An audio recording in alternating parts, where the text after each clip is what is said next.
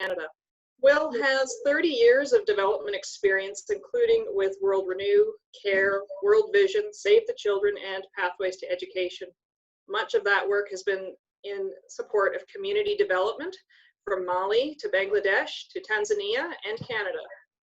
He's currently with PWRDF, and his job is to ensure the oversight of operations and programs in maternal and newborn child health, sexual health and reproductive rights, and food security.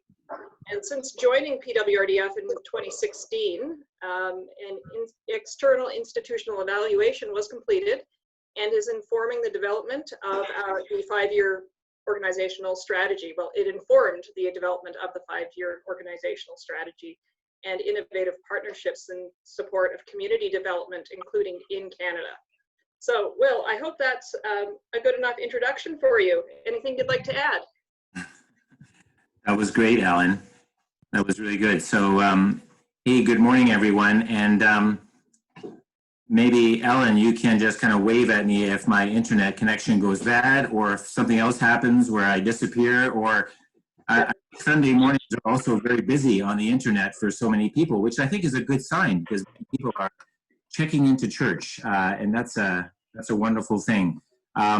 Yes, a good morning again. I know it's a beautiful day outside, and that is beckoning for all of us. So thank you for a few extra minutes after a beautiful service. I was able to check in on Facebook, and Ray, thank you for your message, and thank you for making space and time for PWRDF here. Thank you for connecting us to Ellen, who's done some great work with us at PWRDF, and thank you, Laura, as well.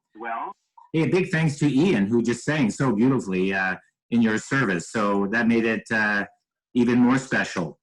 What I thought we could do is I could just walk through a few slides, including some slides on Tanzania, where I know St. George's Anglican Church has done some wonderful support, and then just walk through a few slides and then hopefully have enough time for any conversation or questions and answers afterwards. So is that going to work? I can share the slides from here, and then I think Laura or Ellen, if something happens weird, then I think you have copies of the presentation as well, but I'll do my best to just share from here and then just walk through.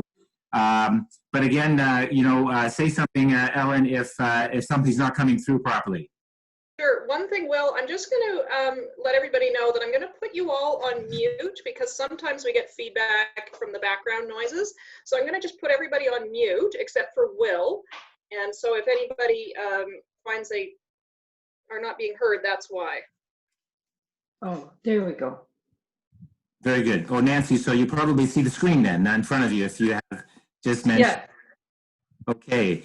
Hey, well, again, welcome again. This is a few words of sharing from an organization that is the special charity of choice, I think, for the Anglican Church of Canada. The Primate's World Relief and Development Fund, it's your agency, it's the agency of the Anglican Church of Canada. We support local partners, those partners working in communities in very vulnerable areas all around the world doing relief and development work on your behalf, on behalf of the Anglican Church of Canada. Micah 6 verses 8 is really important to us. It's important to all of us, but it's kind of like our value statement as PWRDF, where Micah 6, 8 says, God has shown us, we who are mortal, what is good, to act justly, to love mercy, and to walk humbly with our God. That is such a strong anchor for us in all the work that we do. We work around the world, and you see these little buttons here, relief and development programs in Canada, but in countries around the world, Central America, Latin America, a lot of work in East Africa, including Tanzania. We work with partners, but we don't have offices in these countries, so we work often by remote. We do visit, not this year, we're not visiting. One of our colleagues mentioned that our model of work is kind of based on physical distancing because we are based in Canada and we do a lot of our support kind of remotely. We visit, but it's kind of like a physical distancing we're working through, but that works really well. It allows us to move more money to our partners and strengthen the good work that they're already doing. So our programs in PWRDF, our development programs, are about food security, ensuring that families in vulnerable contexts have as much food that they need to sustain themselves.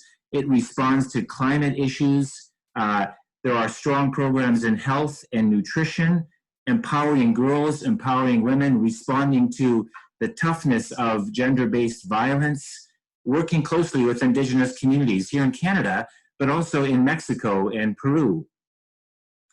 And our relief programs also respond very quickly to the needs of communities that are hit by disasters, whether it's in Indonesia or the Philippines, many parts of Africa. We're able to respond very quickly because of our partners on the ground. During this painful time of COVID-19 affecting all of us, PWRDF has wanted to respond in really effective and quick ways. Already within a few weeks of the pandemic being declared, we allocated 200,000, and today we have allocated 300,000, and we're looking to be able to do more, to do our part. Here you see some of our partners who are mentioned: Help Age Canada here in Canada, working with vulnerable seniors, including partners such as St. Matthew's House in Hamilton. And you see some of the others mentioned in Burundi, in Kenya, in Bangladesh, but again, also in Edmonton, an Indigenous birth center that needed extra support so that they could run in these really difficult times that have affected them as well. In Kenya, we're working with South Sudanese refugees. And refugees, as you can imagine, are so close one to another that it's very hard to distance. It's very hard to physically distance. But working with the National Council of Churches in Kenya allows us to support the South Sudanese refugees in the Kakuma refugee camp just near the border with South Sudan. The kind of support that we provide is in providing PPE or the personal protective equipment, educating the public about how to prevent COVID-19, providing clean water, improving hygiene, and ensuring the sharing of accurate, true information that communities need to hear, information that is supported by local ministries of health and the World Health Organization. So we are there responding as quickly as we possibly can as PWRDF and doing our part to contribute. So much of our longer term work has taken place in Tanzania. So our partner in Tanzania is the Diocese of Masasi. We don't always work with Anglican and we don't always work with faith-based partners. We work with strong human rights agencies wherever they may be. Many are connected to churches and some are connected to the Anglican diocese, like this very special partner that we have in Tanzania. So just talking with Rafe and Laura and Ellen, I know that Tanzania has been in your prayers and in your thoughts and also in your gifts for Tanzania, and really, really thankful. Even in the World of Gifts gift guide, I believe St. George has supported our All Mothers and Children Count program. What a lovely name. All Mothers Count, All Children Count. In purchasing a farm, in purchasing many farms within which there is livestock, within which there are seeds, within which there are lots of training needs. And these have actually been really, really helpful in building the capacity, improving food security, and making a huge impact on people's lives. The program has just ended, and just maybe a couple highlights through some stories of this good work that has happened in Tanzania. I'll tell you the story about Juma Bakari Nona. Just a few months ago, one of our colleagues, Ellen and I know Bart Dickinson well. He's one of our coordinators, visited Tanzania and just shared this story. One of many, many stories of the people that PWRDF supports. So 2 years ago, Juma, you see him standing there smiling, he was given 4 chickens as part of the All Mothers and Children Count program. And then after receiving training from the AMCC supported livestock officer, so working in the Diocese of Masasi, he bred those 4 chickens with a neighbor's rooster, and he had as many as 50 chickens, but has now downsized to a more manageable for Juma, 30 birds. But he says chickens, they're easy to raise, easier than other animals, and they provide eggs, a steady source of protein. And with guidance from the staff of the Diocese of Masasi and our own staff, he's been able to build a separate kind of bird coop or chicken coop for the birds at night. Now, he's been so successful in his own context that he's given some of those chickens to his friends. He sold some to neighbors and local vendors. He sold 12 chickens for 100,000 Tanzanian shillings recently, received 60 Canadian dollars, which was really vital income for household costs like schooling and national health insurance. So in his context, in Juma's context, that small bit of support for him actually had much larger ways of supporting him and his family. And the story of Juma is replicated over and over and over. And there are tens of thousands of women and men who have benefited from the support of St. George's and other Canadian Anglicans and the government of Canada, I have to say, which has matched our donations on a 6-to-1 basis. And that's a shout out to say that our programs are sufficiently strong that the government of Canada wants to support them as well and provide us that really important match, which we feel just goes a very long ways, that match of 6-to-1. And the last bit on Juma, his 3 young children, they're now able to attend primary school, a local primary school, and a rare sight in the area, I have to say, and our staff had to say as well, is that his wife has also been able to build a beautiful flower fence around their property, showing the pride that they now have in their home. And you see that in Juma's smile. So here we have 4 pictures, just representing 4 countries that have been supported by the All Mothers and Children Count program. So in Tanzania, but also in Burundi, Rwanda, Mozambique, countries where there is lots of poverty, lots of need, where our programs have had some significant impact by way of healthier moms, healthier babies, and improved gender rights. In Tanzania, we've witnessed the profound impact of the gift of livestock and seeds to improve a family's ability to earn an income and feed themselves and their community. The construction of 25 boreholes in the area has improved access to clean water and healthy water. Community health workers from the area, they've made great gains in educating people about family planning, especially young people, and thereby reducing the incidence of teenage pregnancy. I have to say that even the government of Tanzania has really benefited because the facilities and the training that All Mothers and Children Count have provided have now been taken up by the government. It's been mainstreamed into local health services in such a way that even more and more people are benefiting from what PWRDF has been able to do in the Diocese of Masasi. So a big shout out, a big thanks. And here's your church, which perhaps you see a little bit from the outside, but a beautiful church. And it was great to be able to see the inside of your church during the Facebook share. So thank you for that.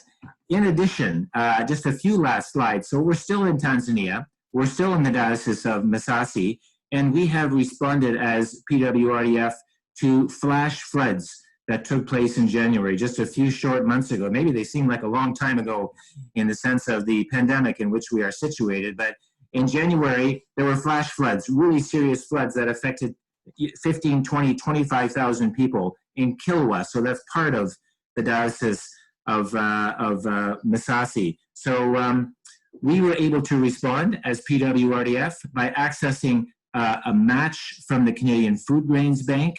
We provided our own equity, and together we raised $250,000 to support the Diocese of Masasi, as it in turn supported people who lost their homes, lost their seeds, lost tools, and were able to get back on the ground a little bit more anyways in order to replant and repurpose their housing as well. So this program has just started up in April of 2020. In addition to the program, there's a component by which community members are receiving good information by which to prevent COVID-19 affecting them in their areas as well. So we are really trying to incorporate COVID-19 responses with as many of our partners as possible, including this new response in Kilwa, Tanzania. So yeah, lots of good success. And here's kind of a prayer by James Almasi, who's the bishop of the Diocese of Masasi, just a wonderful man. And you know, one of his strong statements is the Anglican Church is very strong in Masasi, but there are many others from many other faiths and denominations as well. And what he really wants to see is that this program is a testament not just to the Christians or the Anglicans, but to the Muslims and others who are in Masasi as well, and ensuring that the program is of support to those who are most vulnerable. His concern for those who are hurting, those who are most vulnerable, is really, really important and has helped to strengthen our work in Masasi over the past 20 years. So that's just a picture on the right-hand side of some of the damage that came in the aftermath to the flash floods. And some of the pictures that have been taken since as well. So a big thank you again to all of you, to Rafe and Laura and Ellen for inviting me. Those are just a few slides, a few words, and definitely want to make sure there's some time for any questions and answers or conversation, and grab a cup of coffee and have an informal chat, as we would in the parish basement, as we would in other contexts. So, and I'm glad that you make time for this on Sundays as well. So maybe I should pass it back to, I'll stop sharing and pull it back so everyone can see each other in a nice way. And I'll pass it back to maybe Laura or maybe Ellen or maybe Rafe or one of you anyways. You're on mute, Rafe. There. Just a sec, Will. Yeah, it's okay. There you go. Yeah, I'll leave myself here, but Ellen, do you want to run the question time? I can, sure, if you want. Sure. Yeah. So, well, first, I just want to say thank you, Will. That was really, That was great. Even though I work with you, it's always a good reminder to see the work that the organization does. So, thank you. There's a few people still on mute. Yeah, so if you are on mute and you have a question, just pull yourself off mute, or if you are having trouble with that, just wave at me and I can probably do it.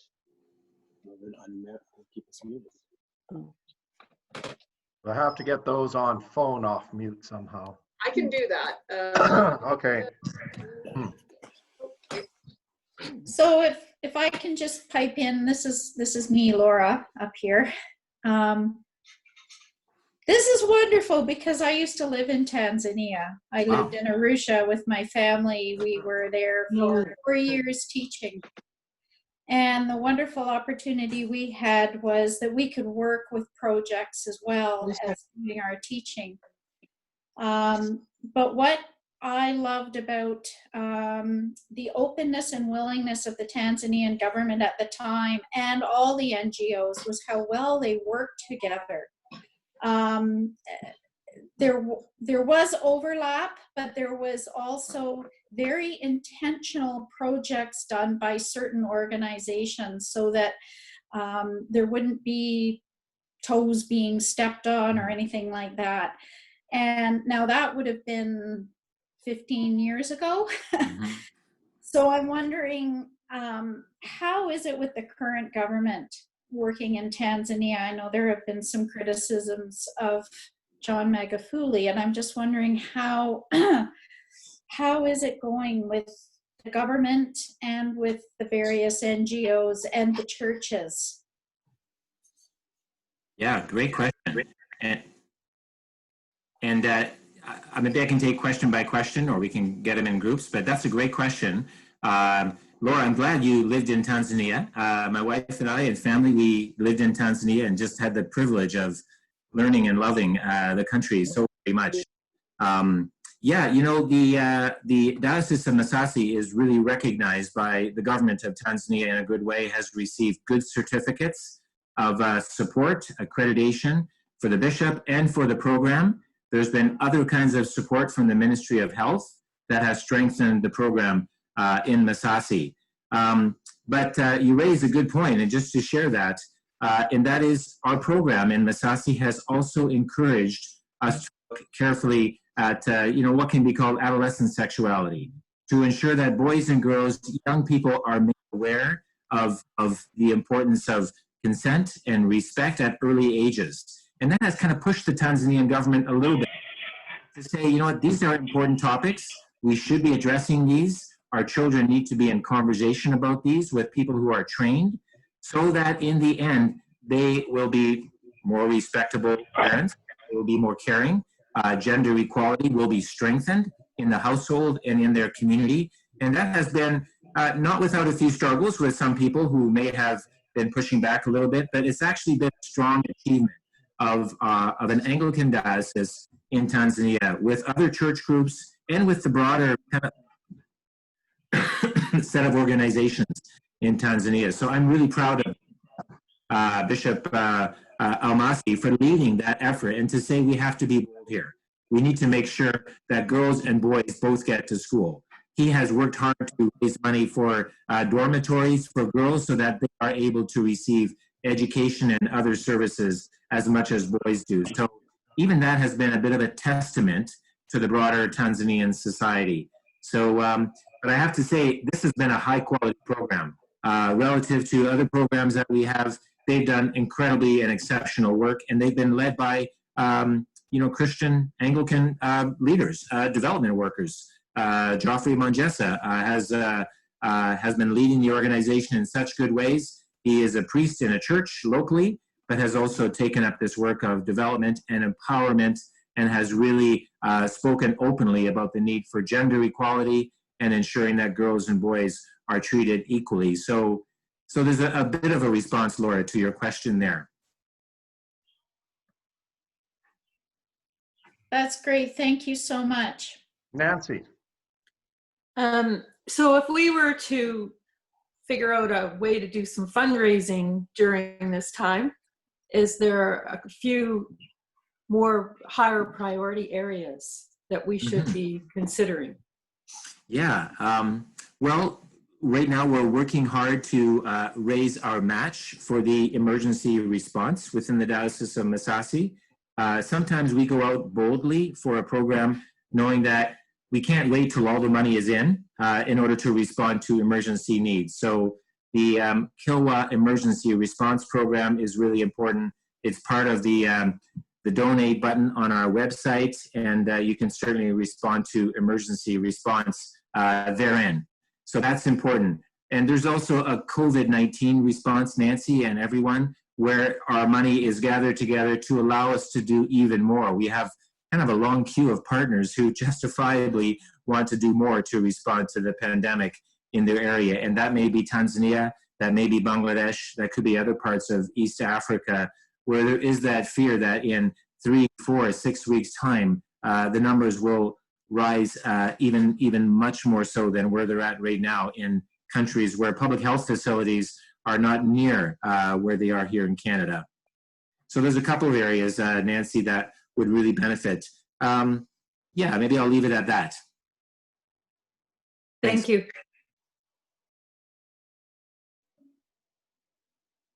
Anybody else have any questions for Will or comments? Yes, Rafe. I'll go. Yeah. It might have been in that answer, but I just want to clarify. Are there any partnerships right now that have matching Canadian government grants to them, sort of like the 6-to-1 things that we participated in before? Yeah, so that 6-to-1 program has just wound down of March 30. And as Ellen knows, we've actually been shortlisted by the Government of Canada for another year of funding, which would include further funds to the Diocese of Masasi. And that money has not yet been fully and finally secured, but we are waiting just for a few last conversations.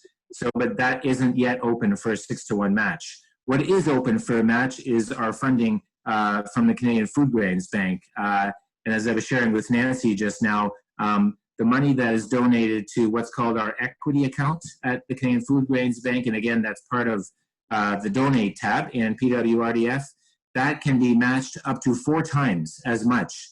So that match actually originates from the Canadian government. So it's the Canadian government that supports the Canadian Food Grains Bank. You know, and I gotta say, I speak often and openly and proudly about the Food Grains Bank. It's a collection of 15 churches and church development agencies, including PWRDF. It receives a lot of financial support from the Canadian government, as is the case in Kilwa.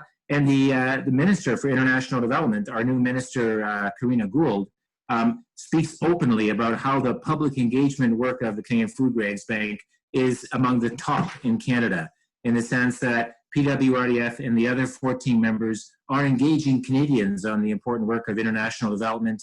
And hey, she's highlighted that publicly with others in the cabinet. So so that's a shout out. So being able to support the CFGB equity account raises that match up to a fourfold amount.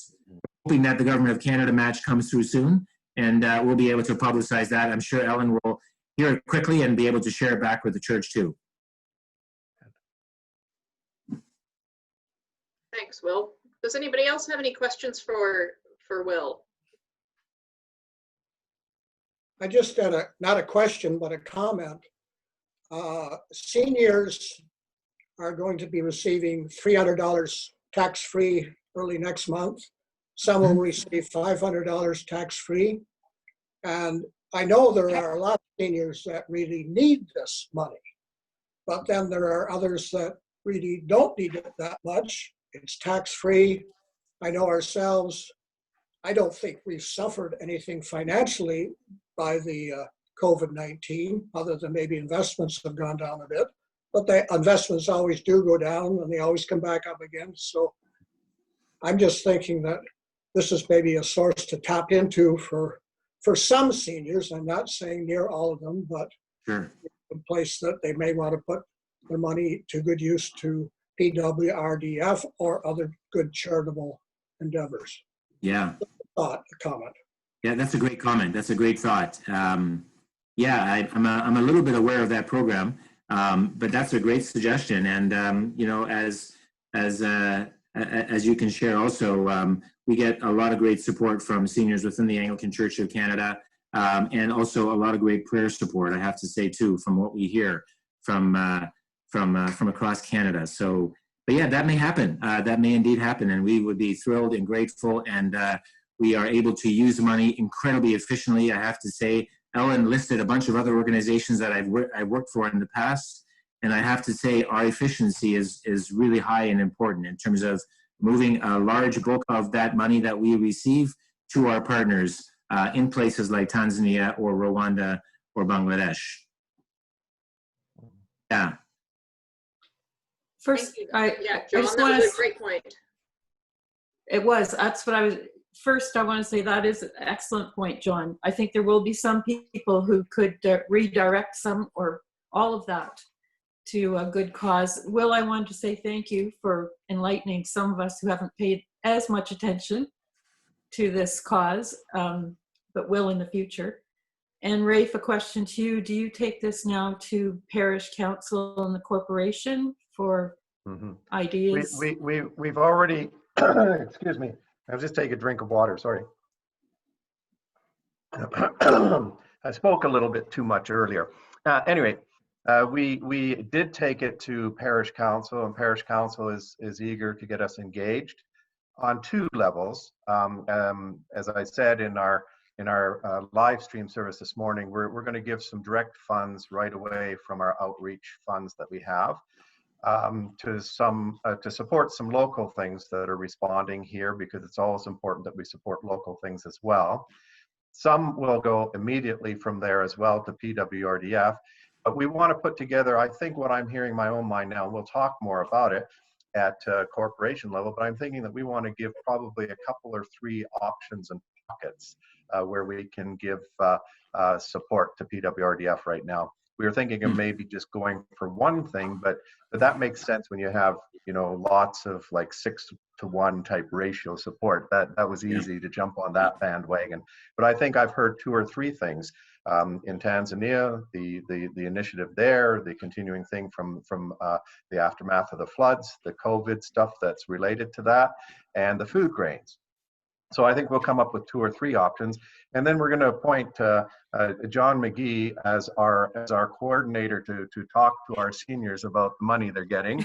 I'm just kidding, John. But I think that's an incredibly good idea. You know, I've done that before with sort of what I call found money, unexpected things, and you just pass it through, and you don't even miss it, and it does so much great good. So we want to give people some opportunities that way. So what corporations are looking at right now is giving a few $1,000s locally and to PWRDF. I don't know what the split is, Will, yet. Don't get excited. But then with PWRDF, we want something that we can sink our teeth into during this time where we're gathering separate but still together, that we could say, let's do a fundraising project. We can still do that. Let's do something that makes a difference in the world. We can still do that. And we don't want to lose our outreach stuff. So that's where PWRDF becomes a natural for us. So Will, through Ellen and stuff, we may continue the conversation that we've had with Laura, myself, Ellen, and come together with like an appropriate package of what we should put up there first and get it out there. That's what we're thinking of. Does that work for you, Nancy? Sounds good. Okay. Thank you.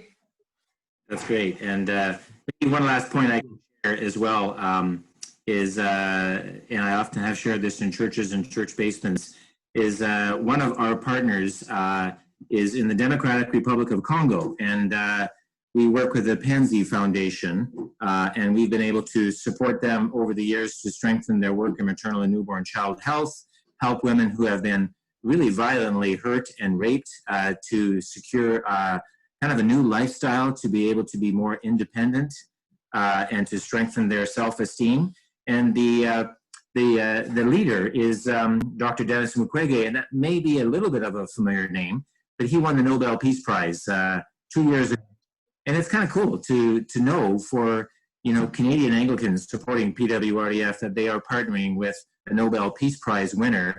And we were partnering with him well before he won the Peace Prize. So so we're assured of working with many partners, the Diocese of Masasi, the Pansy Foundation. We're raising money for him right now for further programming. But our way of partnership is a very strong one. So however your support is able to come to us and many other causes and local needs as well, we're very, very grateful. So Rafe, thank you.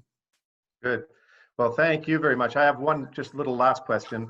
In terms of the online giving, which I do regularly, I might do it through Canada Helps thing, but it's just a regular thing.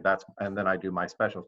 But do you track the parishes where it comes from besides the persons, if they give that information? Do you know? Doing this better and better with some new software that we have in place. Historically, well, it depends. If St. George's sends its money in directly to us, then we can track that. Many other churches have sent it into their respective dioceses. So, you know, say in Niagara, the Niagara Diocese. We're able to disaggregate better and better now with the new software that we have. So we can certainly let you know how the giving has been over the years, if that helped too. No, the only thing I'm thinking about is motivation, because sometimes it's fun to come together and do it. And you get a little bit of momentum. So I just wanted that in the back of my mind for our best strategies about what we want to do during this time, because I also see it as a time to bring St. George's together somehow. So we might not push the online giving, but we might push the collecting here, and then passing it through to you. But Ellen can help us work some of those details. Yeah. I know when I asked our donor relations person, you know, St. George's Anglican and what you have supported, she was really, really encouraged when she looked at your support. So thank you for that. And I know the World of Gifts and the Buying the Farm and support for water has been really key. So again, thanks for that. Okay, great. Thank you, Will. We're not going to keep you any longer, but we really appreciate you being with us today.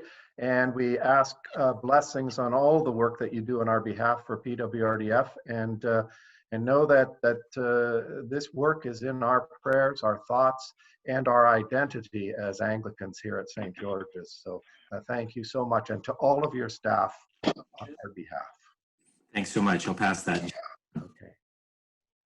Thank you. Will. Thank you.